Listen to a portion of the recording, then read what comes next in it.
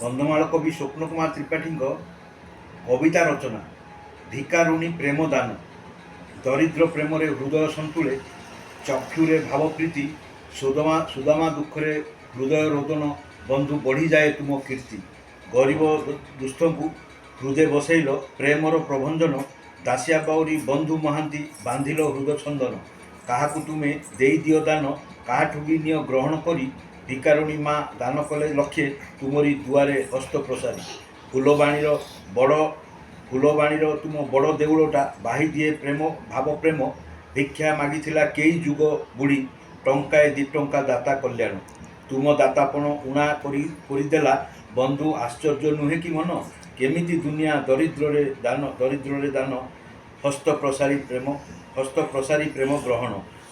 କବିତା ରଚନା ଚକ୍ଷୁ ଦର୍ପଣ ପ୍ରଚଣ୍ଡ ଚେତନାସ୍ୱର। ମୋଦି ହୋଇଗଲେ ଆଶ୍ଚର୍ଯ୍ୟଚକିତ, କହିଲେ ପ୍ରଭୁଙ୍କ ନାହିଁ ଅହଙ୍କାର। ନିତ୍ୟ ଜାଗି ଉଠେ ସେ ଭାବ ଚେତନା, କବିତାର ଉଚ୍ଛପଣ। ଦରିଦ୍ର ଯେବେ ଦାତା ବନିଯାଏ, ବନ୍ଧୁ ତୁମେ ଭାବରେ ଅଭାବୀପଣ।